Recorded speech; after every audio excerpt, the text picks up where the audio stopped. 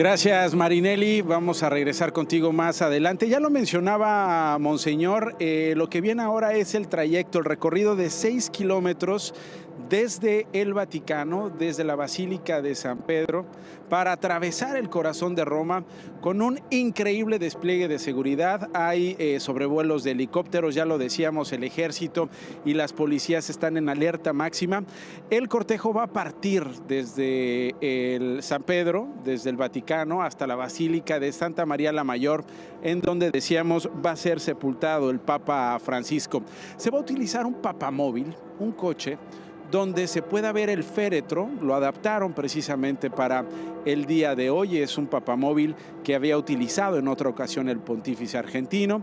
La ruta seguirá parcialmente el trazado de la antigua Vía Papalis, pasará por la Galería Príncipe Amadeo de Saboya, va a recorrer después el Corso Vittorio Emanuele, llegará a Piazza Venezia para luego girar rumbo a los foros imperiales, va a pasar a un lado del Coliseo y desde ahí tomará la vía Lavicana y la vía Merulana hasta llegar a la plaza de Santa María Maggiore, Pascal, y finalmente llegar a esta otra estación, como lo decías tú al principio de la transmisión especial, este otro capítulo dentro de los funerales, porque ahí esperarán eternamente los restos mortales del Papa Francisco y estarán alrededor de 40 personas con una rosa blanca en la mano. Entre ellos habrá personas en situación de vulnerabilidad, habrá víctimas de trata, habrá personas transexuales,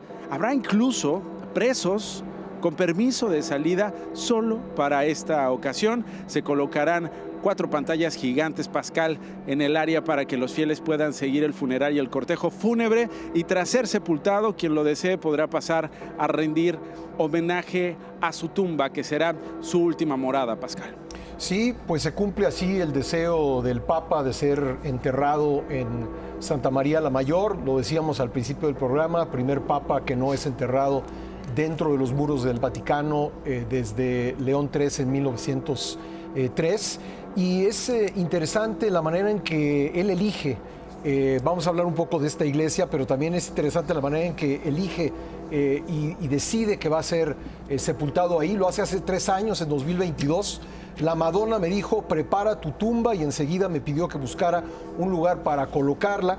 Y con esto, pues fue a ver al cardenal Rolandas Macricas, el comisario extraordinario de la Basílica de Santa María la Mayor, y pues él le ofreció distintos lugares.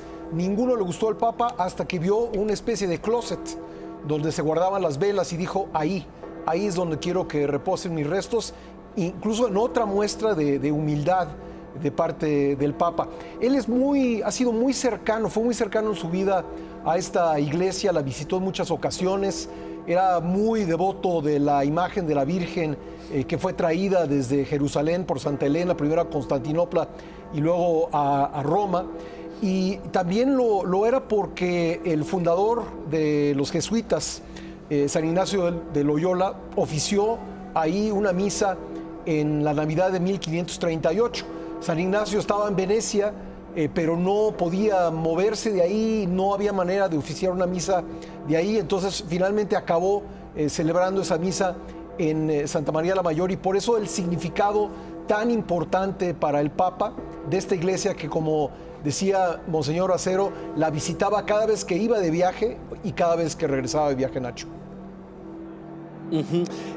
Hablábamos, Paco, de los invitados convocados, por supuesto, en la plaza, los miles que estaban en vía de la Conciliazione y por supuesto los que estaban más cerca, los cardenales, los representantes de otras iglesias y los líderes internacionales. Había un personaje del que supimos en horas recientes y que fue un invitado de último momento, su sobrino Mauro. A él lo entrevistan hace unos días en la televisión argentina. Dice que le hubiera encantado asistir a los funerales de su tío. Él es hijo de Óscar, uno de los hermanos de Francisco. Fueron 5 en total, incluido Jorge Bergoglio. Y finalmente un donante anónimo financia este pasaje y es Mauro uno de los invitados que acompaña estas, estas honras para el Papa Francisco y en este último tramo. Y finalmente, a mí me gustaría, si les parece bien, hablar, me adelanto 2 o 3 pasos, del cónclave, porque si bien han habido ya congregaciones generales de los cardenales, ya han estado llegando en estos días para finalmente reunirse, Paco, pues todo mundo está hablando del elefante en la Plaza de San Pedro, que es el cónclave, quién será electo. Se manejaba el 5 o 6 de mayo, el primer día en el que en la Capilla Sixtina se reúnan los cardenales. ¿Qué impresiones tienes tú de eso, Paco?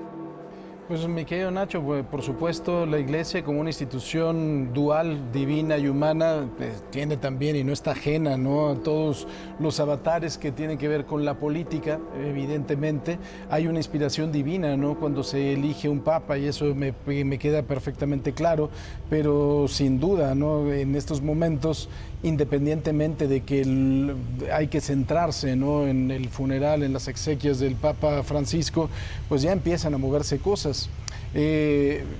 Resulta increíble, ¿no?, que las casas de apuestas en el mundo incluso empiecen ya a aceptar apuestas por quiénes serán o quiénes son los cardenales que más posibilidades tienen de llegar a ser papa.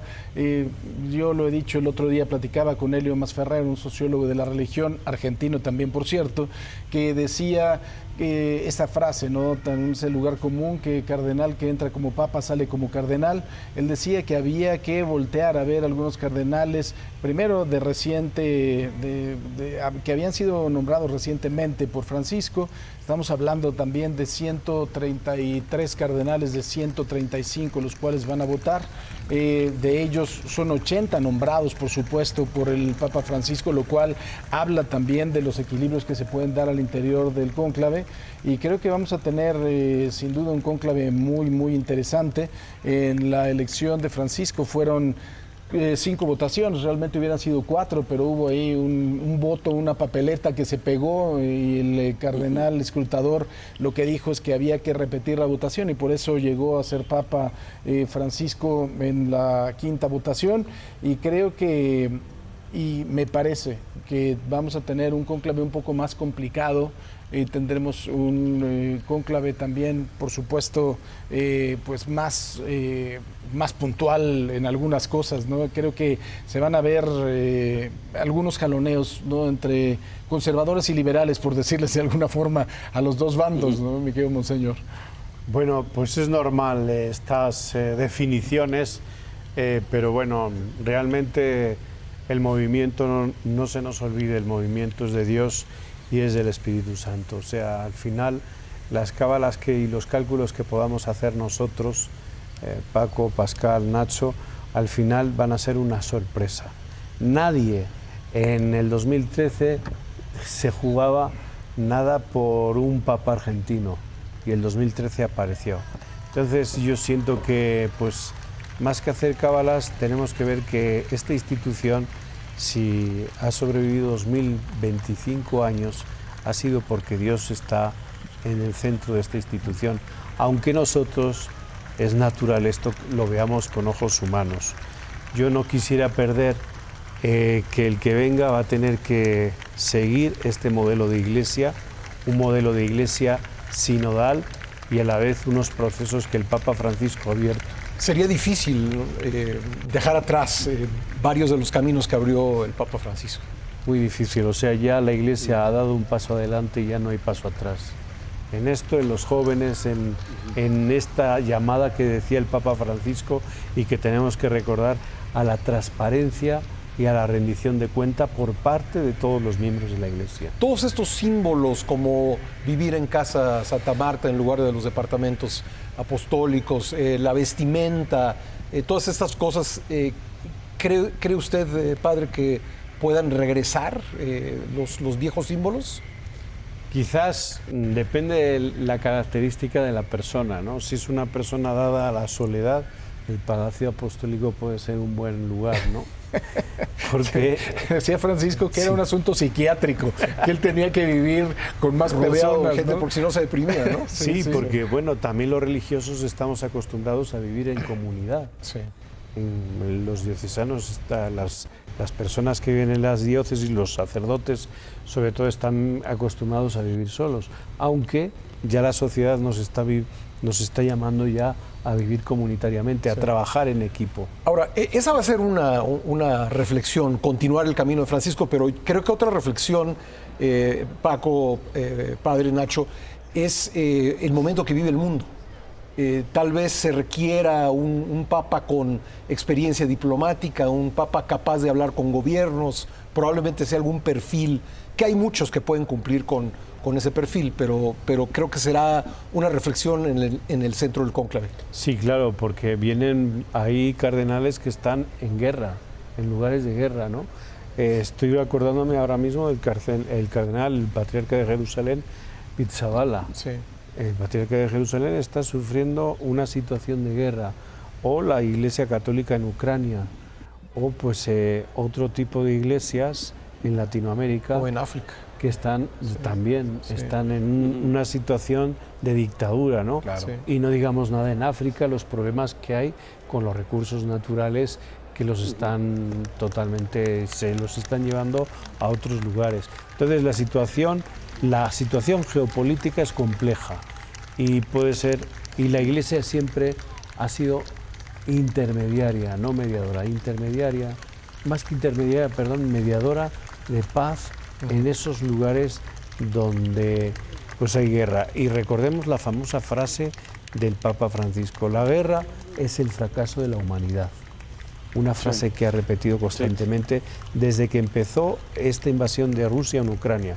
Quiero recordar, Nacho, Paco y Pascal, que cuando empezó la guerra, esta invasión en Europa, el Papa agarró con su gente, muy discreto, como cuando se movía por Roma, y se fue a la embajada de Rusia a hablar con el embajador, y a la embajada de Ucrania a hablar con su embajador. Es decir, esto era inédito. El propio Papa sale del Vaticano para hablar con los cuerpos diplomáticos sí, para decirles que tiene que haber un acuerdo y una paz. Claro. Bueno, con los líderes de Ghana también, ¿no? Que en su momento les besó los pies para pedirles que hubiera paz, porque había verdaderamente una situación tremenda ahí en su país, Nacho.